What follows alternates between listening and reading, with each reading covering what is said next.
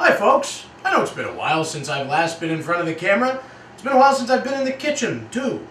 But I'll tell you what, sometimes the life of a college student gets a little busy. Sometimes things happen and not able to do the things you're really passionate about. I didn't feel like I was going to be putting out a very good product last semester, so I decided not to do it altogether, just to make sure that you, the viewers, have something really good to watch. And I think I've finally hit my groove again. When a college student gets busy, sometimes you need low-maintenance meals. That's why we've got a crock pot here and a pan full of what you can already assume is pasta sauce. It's comfort foods today, folks. Stuff that doesn't take too long to do and stuff that lets you just walk away from it for all intents and purposes. Go wash up, get ready to eat, because we're back on Dom's Dinner Bell.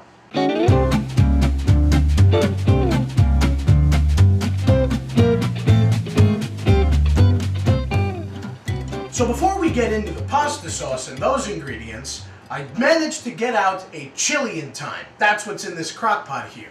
This morning I prepped everything and put it in the crock pot because this takes 8 hours to cook on low, and we don't have 8 hours. So I'm going to throw it over to the pre-recorded segment, and I'll have Past Me explain everything.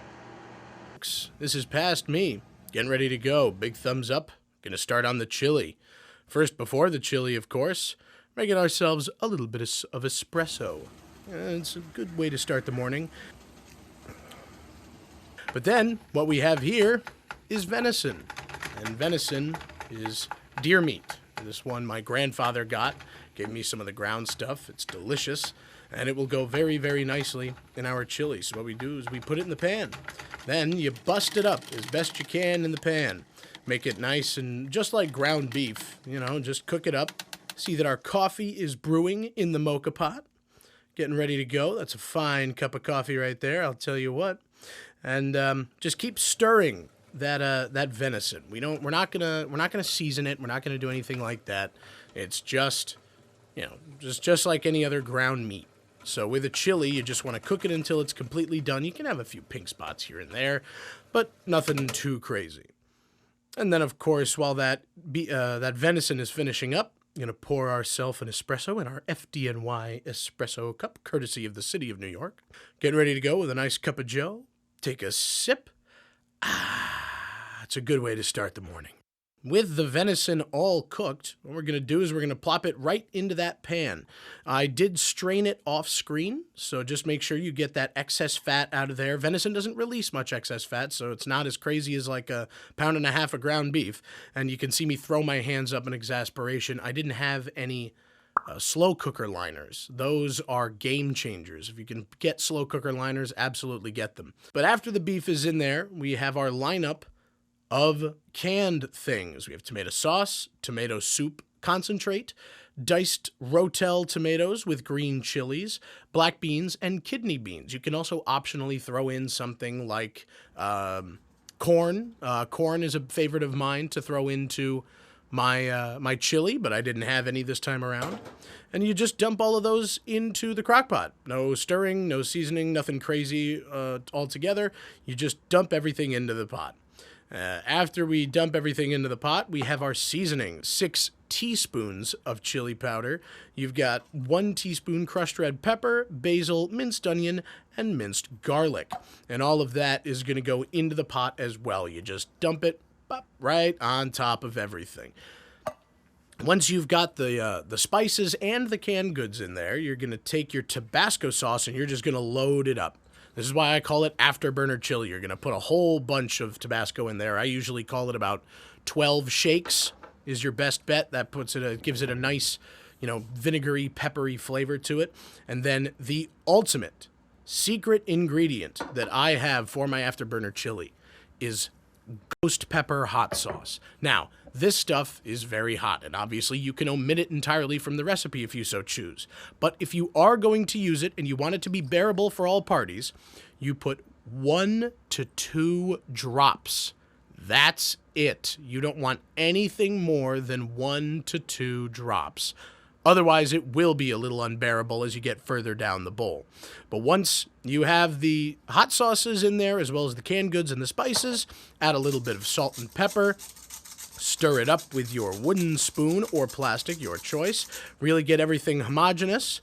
And then all you have to do from there is turn your crock pot to low, and you put the cover on it, and you walk away.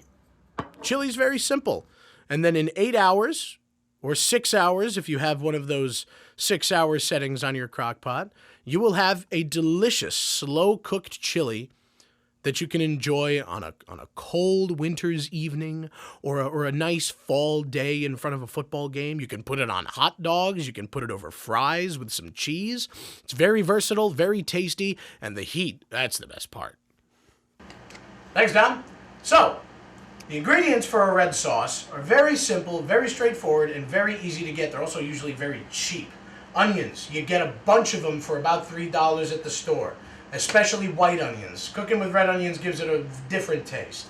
You're going to need tomato paste, you're going to need diced tomatoes, and you will need a big can of crushed tomatoes. Now, you can get a big can of whole tomatoes as well and crush them in the pan or blend them to your desired consistency if you want, but this is how I do it. Still gives it chunks of tomato, still kind of a smooth sauce. I like it more chunky. This is a good medium. You're going to need your Parmesan cheese. Don't get that stuff that's got the wood pulp in it. It's gross. This is real home-style Parmesan shredded cheese. A bit more expensive. It was a gift. You're going to need red cooking wine. Red cooking wine's definitely the way to go with this. You could use chicken broth, or you could use veggie broth, or maybe vinegar, but I prefer to use red cooking wine. It gives the sauce a little bit more complexity. The carrot, I'm sure everybody is wondering, what in God's name do we need this for? I'll get there. You got to trust the process on this one. And the protein that's going into this sauce, I'm using spicy Italian sausage. Now, I'm choosing spicy Italian sausage because I like spicy Italian sausage. You can do sweet, you can do meatballs, you can do steak, veal, whatever you want. With a Sunday gravy, it's the easiest thing ever. It's up to you. At the cabin, we like to use venison and just put it right in there. That's what's in the chili, but it's up to you. And of course, you need pasta for a red sauce. Today I've chosen all these brand rigatoni. You can do spaghetti, angel hair, up to you. Pasta's pasta. So, with all of our ingredients set up, one more thing before we get into prep work is if you're going to do a Sunday sauce, make sure you have stainless steel pans. If you do a red sauce in something other than stainless steel, it's going to wind up tasting metallic and kind of gross, and you don't want that. That's fine if you're heating up a regular sauce, but if you are simmering and cooking a red sauce, gotta use stainless steel. So, with that, let's get cooking. So, prep work is the biggest thing with this sauce because a lot of your time spent will be waiting around. So it's best to get the important work done as soon as possible. So what you want to do, the one that's probably the most obvious, is open up your cans. If you try and cook them with the cans still on them, it's not going to taste very good. And I think it might be a bit crunchy. So, take your can opener, open up the cans. World's easiest thing. We're probably going to cut this segment anyway. Okay, there's the diced tomatoes and your tomato paste. You probably, most likely, will not use your entire can of tomato paste. Unless you're making a huge batch. Usually you really only need about a spoonful. This way you can just pop open there, tomato paste. So you've got your tomatoes open, great. Your garlic's already minced, fantastic. If you have fresh garlic, mince it. So what we do with an onion though, and this is where we get back to knife tips, make sure that you have a sharpened knife, nice and sharp. Dull knives are dangerous. I've preached this a million times on the show, just do it. Alright, so you take the head off of the onion and you throw it on the ground. Just don't slip. They're just as bad as banana peel. Go down the side so you can take off that first layer of onion because it's got a funny film around it and you don't want it. And tear it apart, tear it apart. Wish there was an easier way to peel an onion. Like you can an apple. But I wouldn't eat an onion like an apple. I don't think that tastes very good, don't you? Think it would? Whoa. Alright, so then what you can do, take your scraps, ditch them. Don't need them. You don't want any of the paper in your sauce either. Paper, onion paper in your sauce, kind of gross. So then what we do is we take our onion, cut it right in half, and then we get to do that fun little chop thing. Go right down the middle. This is the fastest, easiest way to dice your onion. Come on, get closer. I don't bite. So you got all your lines this way, and then you just cut that way, and you get nice little uniform onion pieces. Problem solved. And then you can keep that just off to the side. That's still good use of onion. And we do the same thing on this end. Slice down the side there. Careful, I've gotten my finger before doing that. Totally wasn't just a week ago or anything. Slice down that way. And that's the other thing. If you want to rough chop your onion for your sauce, you can, but it'll be just closer to a cacciatore at that point rather than a Sunday gravy. There we go. That's that nice diced onion, because that's going to be kind of the base of the sauce, but not as in like it's onion based, as in it's the first thing that goes in the pan other than the sausage, because we've got the garlic, the onion, the tomatoes. Great. So now what, you might ask? Do we just cook the sausage in a different pan, or do we just throw it into the sauce raw? No! You never do that. So what we're going to do now is we're going to cook our sausage.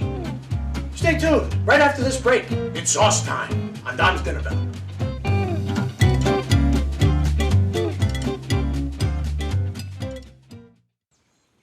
Would you like to try snacks from faraway lands? Or snacks with bizarre flavors? How about snacks in new ways? Or snacks you've never tried before? You don't have to go far to find these snacks. They can all be found here at Snacks on West First Street.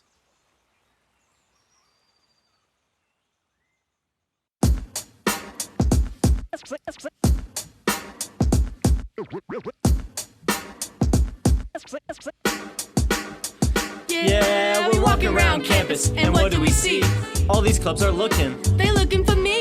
There's hockey, There's improv, so much to see. So let's go try them out and see how they be. Come on and please watch. Our embarrassments free. Tune in to Amateurs on WTOP. Happy Friday, Lakers, and another beautiful day here in Oswego, New York. I'm DJ Don Perone, and I'm happy that you're starting your weekend off right listening to WNYO 88.9 FM, the Laker Radio Network. I said, darling, can you see? There's no room for us. There's no room. Now our lives are changing. Promises keep slipping. And I've always knew it wasn't you. It wasn't you. Now our lives are changing. Promises keep slipping. And I always knew it wasn't you. It wasn't you. So, it's time to cook your sausage. This is the point in time where you would cook any meat that you have in your Sunday gravy. Simply because what we want is those brown bits at the bottom of the pan that happens after you cook meat. It's called fond. It's the bomb. There's lots of flavor in there, good flavor too. So what you want to do, start off by putting a little bit of olive oil in the pan. That way nothing sticks. Move it around a bit. If you don't cover every inch, then you might want to add a little more, like I just did. So you just add a little more olive oil. Now sausage is not going to render as much fat out of it as you would maybe a meatball. So you want to oil it up a little bit just so that it doesn't really stick to the pan as bad. And you might want to do bulk sausage, not linked up like this. You can, but why? I like to have the full sausage. You can dice it up, have big chunks of it in your sauce. It's the bomb. So what you want to do, as always, with a nice hot pan, with oil in it, lay away from you. It doesn't have quite the sizzle I was hoping for. There it goes. Lay away from you. Lay away from you. That way you don't get oil splattered up on you. And what we want to do is, since that this sausage is going to also be thrown back in the sauce, we're going to cook the outsides of it the best first. So it's nice and brown and crispy, and we get that good stuff on the bottom of the pan. Keep the oil moving around so none of them stick or rip apart. As we see now, it's cooked, but it doesn't have the good brown bits. I picked that one up on purpose, trust me. That's what I thought. But you've got, you see, this is what I'm talking about. The caramelization right there on the ends. It leaves a little bit of a spot in the pan. That's what you want.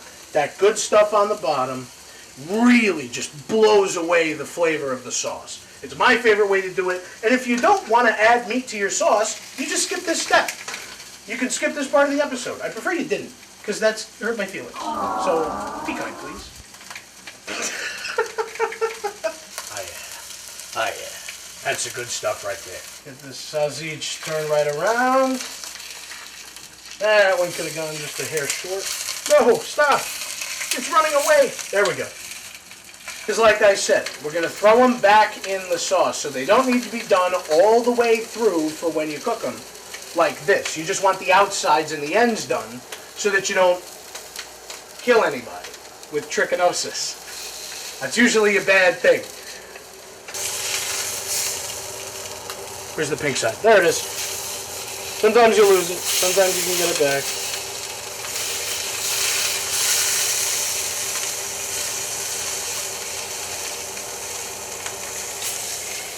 It's getting hot. Jeez Louise. You can definitely tone back your heat if you need to. Last thing you want to do, like I said, is set your kitchen on fire. We've already had the fire bell go off once on this show. We don't need to do it again. See how that ends? Still kind of raw. Pick it up, turn it over. Make it not raw. It gets repetitive after a while. What can you do? It's cooking. A lot of it's repetition. Oh well, suck it up. Enjoy the show. Now, once your sausages are mostly done, you want to take a plate, put a paper towel on it, and get that excess grease off. There's already enough oil and stuff on the plate, or in the pan, that you really don't want this to be a greasy, oily sauce. That's not so good. So, you take your sausage, onto the plate, onto the plate, onto the plate, and this little guy's going to fit right there as well. Now, you can tell when the sausage is still kind of raw, see how soft that is in the middle there? You can almost bend it right in half. That's still pretty raw. So, for this situation, that's fine. But if you're just doing sausage sandwiches, keep them on a little longer. If anything, bake them. You know, you don't want to kill them with heat that fast. So that's the whole point. But now, we're going to start the rest of the sauce. Or the onions, the garlic, the wine, the paste, the tomatoes, the sauce itself. Let's get going. So, now that you've got your sausage out of the pan, you want to add just a touch more olive oil, so that you grease it up nice and good. Make sure that it's still hot, still enough oil, because what you want to do now is fry your garlic. And by fry, I do mean just that. Take your garlic out of a jar, or if you've minced it with a knife, spoon, however much garlic you would like. It is best to measure with the heart. It's about 3 cloves right there, I think. And you hear that start to sizzle. Come closer, you are too far to watch the magic. Take this. Get yourself a nice wooden spoon. Let that garlic fry up a bit till it gets nice and fragrant. You can already smell that. I love the smell of frying garlic. Throw in your onions. Now, this one you're going to let cook for just a bit longer because you got to let them get a little bit sweaty, if you will. Start to move the onions around, and you can see the onions already picking up on those dark bits at the bottom of the pan. Starting to sweat out some of their moisture. That's the point. And so you've got the onions in there. Let them get cooking. Now we need the paste. Like I said, this all happens pretty quick here. So you take your paste, take a big old spoonful of it, boom, right into the pan with the onions and garlic. So, you got your tomato incorporated in there. Now, this is where the term deglaze comes in. I'm going to quick reach over. Got your wine. Open it up, and that's not nearly enough. I was out of wine. So, calling an audible, I'm going to run to the pantry real quick. So in case you don't have red cooking wine, you can use white cooking wine as well. It gives it a bit more of a brightness to the flavor. It's not as dark or as heavy as a red wine, but it's still just about the same. So you pour a little bit in there. Mixing red and white wine is also not the most amazing choice. I'll probably catch a lot of flack for it. I really don't care, because it's still going to taste good. So what you do is now, since that pan's hot and the liquid wasn't, you're able to scrape up the rest of those bits that wouldn't want to come up earlier. And that's why you want to have the flat side of a spoon like this one, because you can see I've already worn it out like a bunch of times. Because now it just picks up all that good stuff at the bottom of the pan. And now that you've got that going, you're going to want to bring it up to a light simmer. And by light, I mean so it reduces a little bit. And you got to wait a few minutes for that. You can see the black bits floating around. You won't even notice them once the sauce starts to simmer like that. Or when the sauce itself starts to simmer. Right now it's just onions, wine, and garlic. Now, you see how when I run my spoon down the pan, there's a clear line right here. You know, even it up again. Boom. Now it's time to add the tomatoes. That started to reduce very nicely. So we take our big can first and load it up. Yeah, that got all over my face. That's great. Yummy. Then you add your crushed tomatoes right in there. And then what we do is you take your can of crushed tomatoes, which is now empty, go over to your sink, and you fill it up about 1/2 to 3/4 of a way with water. And we put it right into the sauce. Gets a little more extra tomato, gives it a little more liquid. And what you want to do is stir. Get everything incorporated from the bottom of the pan up, because now we gotta let it simmer. But before we do that, we have to add the ingredient that I'm sure everybody was curious about and said, Dom, you're gonna ruin a perfectly good Italian dish. No, I'm not. Here's your carrot. You peel it and you cut it into thirds, and you just drop it into the sauce like that. Because at the end of cooking, you're gonna pull them out. What it does is it pulls some of the acidity out of the tomatoes. A lot of people use sugar. Sugar doesn't pull the acidity out, it just hides it. Your sauce will still be acidic. You just won't be able to taste it as much because you got sugar in there. Now, with that, we want to simmer this with the top off. If you leave the top on, it'll take a lot longer for it to do its thing. But with the top off, all of that steam will evaporate faster and get out of the way faster. And of course, always, always, always season with salt and pepper. The tomato sauce is great and all, but if it's bland, you're losing. Take that, get a little bit in there with the pepper. And I left the basil on the other counter. I can't believe myself. What are we doing? Now, like I said, you should use fresh basil if you can. If not, just sprinkle a little bit of the dried stuff and the minced stuff in there. No harm, no foul. So, we can crank the heat just a little bit to try and get it to that simmer. Because, I don't know about you, but I'm impatient. Here we go. I'm starting to see the bubbles pick up a little bit here. A little bit there. You're starting to see it shimmer a little. This carrot's starting to dance a bit. It means we're getting to that point where it should start simmering soon, because you want just a straight up simmer in the sauce. It's starting to be real good. It's starting to really get up to temp. And I guess we can use my fancy schmancy meat thermometer, or my food thermometer really, and check the temperature of the sauce itself. It should be, yeah, hot. You start to really see it make movement. You can add your sausages in now, because they're literally just going to sit in the sauce and cook. They're really not going to lower the temperature too much, because they're already Make sure you have a good handle on your sausage before you throw it against the side of the pan. I recommend putting them in the pan. That's usually just that's how I do it. Should work out well for you too. Now, while you're letting your sauce simmer, you got to make sure to scrape the bottom of the pan this way with your wooden spoon so the sauce doesn't stick or burn. And that's really kind of hard with these sausages all full like that. You don't have to bust them up, but I like to. That way you have sausage chunks more than you have anything else. They're easily biteable, easily pickable with your fork. Then you're able to stir the sauce a little bit easier. Now you might also see that there's sauce getting up and around the side of the pan. And some of this stuff gets kind of sticky up there because it's still on the heat. So what you want to do is scrape down the sides of your pan and make sure to get that more cooked on stuff because that also has lots of flavor in it. We let this go for a little while, and of course with your red sauce, gotta have your pasta. So you go to your sink, fill it with water. It's a good start. Put it down right next to here. And the biggest thing is always, always, always salt your pasta water. It makes it taste so much better. Lots of salt in there, so it's nice and salty.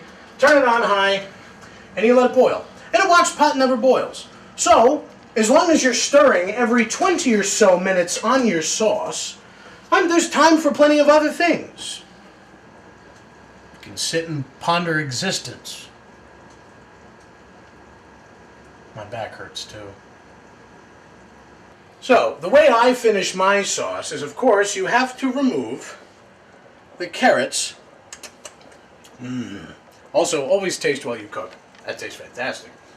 Take your carrots, dump them in the trash. You don't need them anymore because your sauce is about done cooking.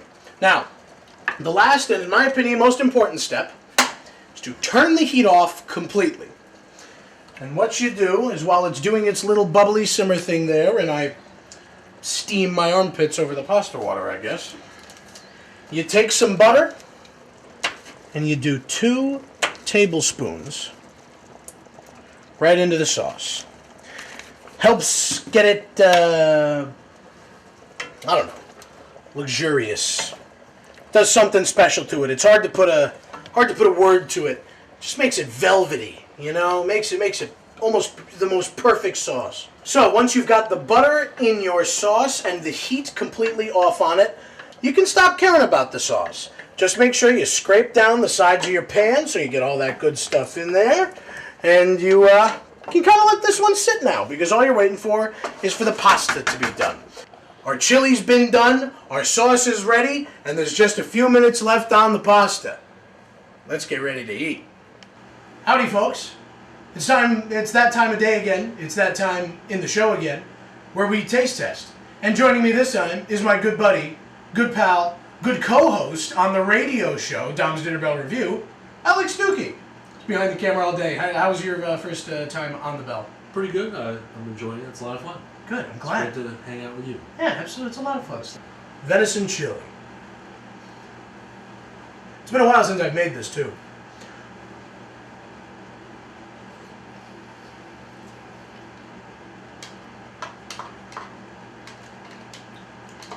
Yeah. Oh, yeah. Yeah. That's good. And the kick sneaks up on you. Hasn't kicked in yet. Well, the chili's a success. A wonderful comfort food, something that you can start in the morning and then you come home on a cold winter's day or cold spring day like here in Oswego. Just get yourself a nice bowl. Don't have to wait. You just, boom, there you go. Easy food. Easy food.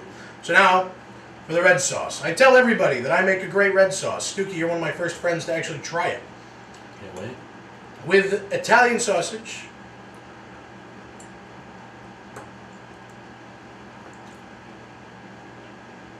This is a good one. That's a good one.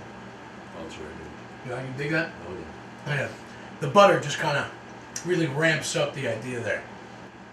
Say a success today, Stookie? I'd say it's a success. Easy comfort food. Messed up there, but it's great food and great time having it. That's fantastic. And that's all we ask for here at the Dinner Bell. So thank you for tuning in once again to Dom's Dinner Bell. I'm happy to be back. I'm happy to be cooking what I love. I'm happy to be doing what I love. Come back next week, folks. Who knows what we're gonna eat?